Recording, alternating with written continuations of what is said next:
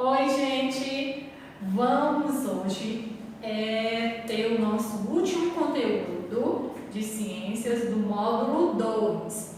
Nós vamos falar hoje sobre o que, tia? Sobre as relações ecológicas dos seres vivos. Nós sabemos que nós, seres vivos, precisamos entrar em contato com outros seres de diferentes espécies, não só da minha mesma espécie, né, que é a humana, mas eu preciso entrar em contato com outros seres vivos de outras espécies para que a gente possa ter uma relação, seja de alimentação, seja de ambiente, seja de abrigo, tá certo? Então, dessas maneiras aqui, os seres vivos, eles se relacionam. E dentre eles, nós temos vários tipos de classificação. Vários tipos de classificações ecológicas. É isso que nós vamos ver agora. Vamos prestar atenção, isso é bem interessante, gente. Olha só. Então, ele diz assim, na página 230, abra o livro de vocês e acompanhe aqui o que a tia vai falando, ok? Então, ele fala assim, tem lá dois bonequinhos se conversando. Ele diz assim, quer dizer que os seres vivos interagem uns com os outros somente para a alimentação? No caso de alimentação? Não. Tá? Então, fala assim, eu estou com fome, preciso comer um sanduíche, um pão. Vou ter essa relação só para alimentação? Não. Por exemplo, em casa nós temos gato, nós temos cachorro, nós temos galinha no quintal que a gente cria outro tipo, né? Alguns têm hamster. Então nós estamos tendo relação com outros seres vivos de outras espécies diferentes e nem sempre nós estamos se alimentando deles. Às vezes nós estamos dividindo o abrigo, dividindo o ambiente, nós estamos trocando um carinho, um afeto com os nossos animais, principalmente o cachorrinho e o gatinho, não é isso? Ok. Então, nem sempre os seres vivos eles vão se relacionar somente por alimentos.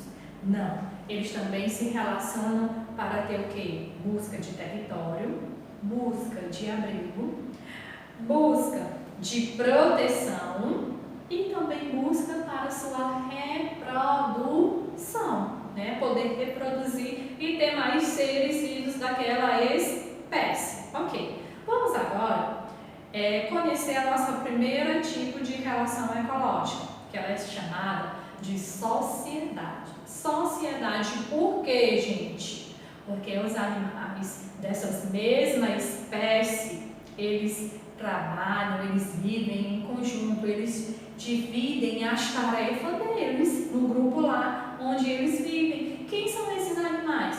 As abelhas, as formigas, os lobos, os cupins, as vespas. Então, vejam que aqui todos eles são da mesma espécie e lá no ambiente em que eles estão, eles vivem em sociedade. Por quê? Porque eles trabalham em conjunto e eles dividem as atividades e essas atividades são divididas, porém todos são beneficiados, ok? Esses são os animais que vivem em sociedade. Agora, nós vamos ver os animais que vivem em competição. Quem são esses animais que vivem em competição? Olha, esses animais, eles podem ser da mesma espécie, como eles podem ser de espécies diferentes. Quando eles entram em contato uns com os outros, o que eles vão competir? Eles vão competir por alimento, vão brigar por alimento. Eles vão competir, digamos que é uma luta que eles entram, né? Eles vão brigar por abrigo, por território, por alimento, que eu já falei. E também eles vão brigar por uma parceira, para eles poderem se acasalarem e além ter uma reprodução, não é isso?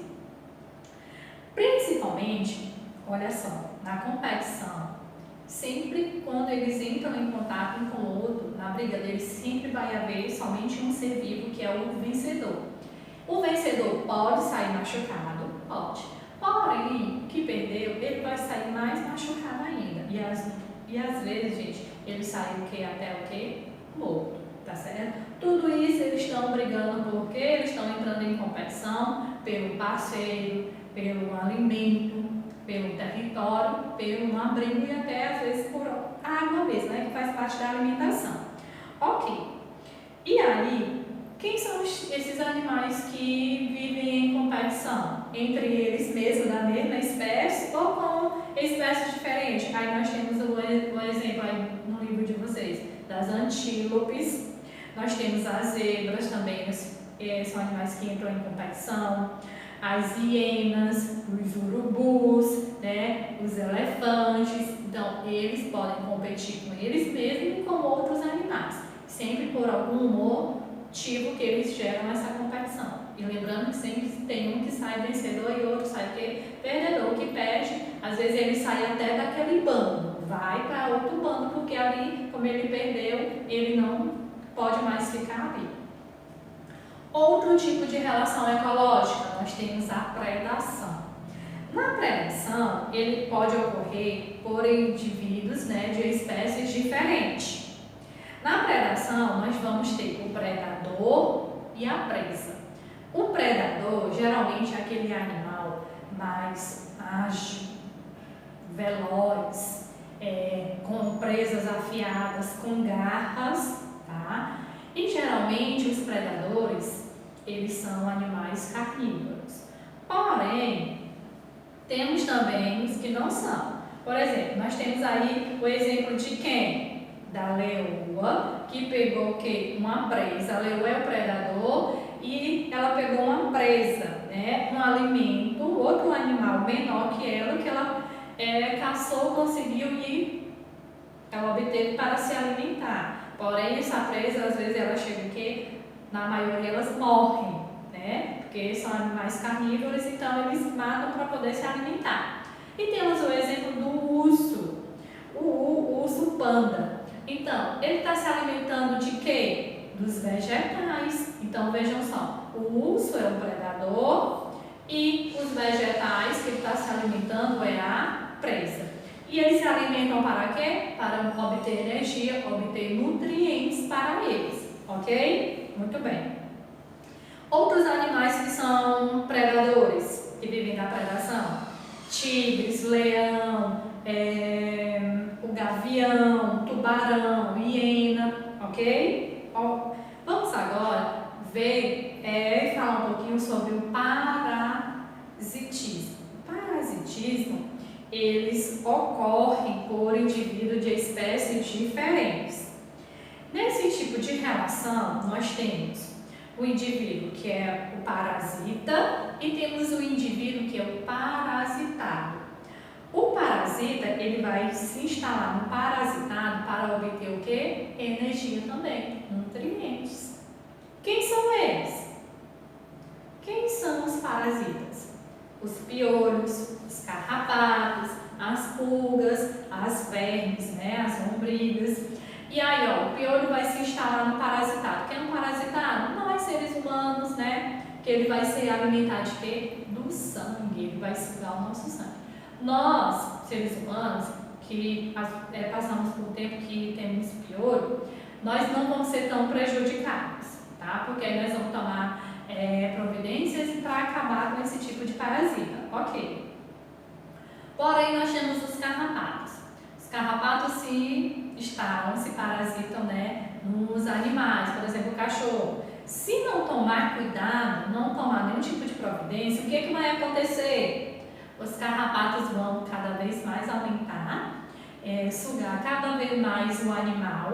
Esse animal, que é o parasitado, ele vai ficando decadente, vai ficando frágil e pode levar à morte, sim, desse animal, tá certo? Então, na relação ecológica do parasitismo, algumas das vezes o ser vivo parasitado, ele não vai ser tão prejudicado, mas algumas vezes também ele vai ser prejudicado, às vezes levando até a morte dele, ok? As lombrigas também, os vermes vão se instalar no intestino de outro ser vivo, e aí ele vai, né, sugar os nutrientes que eles precisam desse outro corpo, desse outro ser vivo, e a gente tem que tomar o quê? Atitudes para que a gente acabe com esse tipo de parasita que está no organismo de outro ser vivo. Porque vai prejudicar? Vai, tá? Vai prejudicar em mim. E nós temos o nosso último exemplo de relação ecológica, que ele é chamado de inquilinismo. Inquilinismo é um inquilino, isso. Alguém que você abriga, né? Você dá um abrigo para ajudar ele no momento. Quem são os seres vivos que fazem parte do inquilinismo? São seres de diferentes espécies, seres vivos de diferentes espécies, mas está relacionado somente aos vegetais, porque nós temos vários tipos de vegetais. Ok, temos os vegetais menores e os maiores. Os menores, eles vão se instalar, por exemplo, gente, no tronco, né, no caule da árvore ou nos galhos. Por que eles se instalam nos troncos e nos galhos? Porque ele só está ali para facilitar o acesso dele, para ele receber a luz solar. Então, ao se instalar no tronco ou no galho, ele não vai sugar nada, nenhum nutriente, nenhuma energia daquele outro vegetal, não. Ele só está ali por conta da localização dele, para ele receber melhor, né, a quantidade de luz solar, certo? Que é o caso de quem? É o caso aí da bromélia, das samambaias e das orquídeas. Esses tipos de vegetais se instalam, né, em outros vegetais para poder receber essa luz solar. E assim eles vão ter os nutrientes necessários que eles precisam para poder viver, né, e ter essa relação ecológica. Então, concluindo, aí ele fala assim, tem uma pergunta. Vocês acham que as plantas, elas competem uma com as outras? O que vocês acham? Sim ou não? Sim, sabe por quê? Porque elas competem, primeiro, no espaço, no lugar em que elas estão. Elas vão competir por energia solar, elas vão competir por água, por sais minerais. Então, elas estão ali caladinhas, mas elas estão fazendo uma competição entre elas. E aí, gente, a gente termina por aqui a nossa aula em relação a essa convivência ecológica que os seres vivos fazem, né, no nosso ambiente. Aí vocês viram que alguns tipos de relações, elas são bem saudáveis, né, mas porém temos outras que já vão levar à morte de alguns outros seres vivos. Mas essa é a nossa lei da natureza, entre os seres vivos, tá bom? Então, espero que vocês tenham compreendido a nossa aula de hoje e vamos realizar a nossa atividade.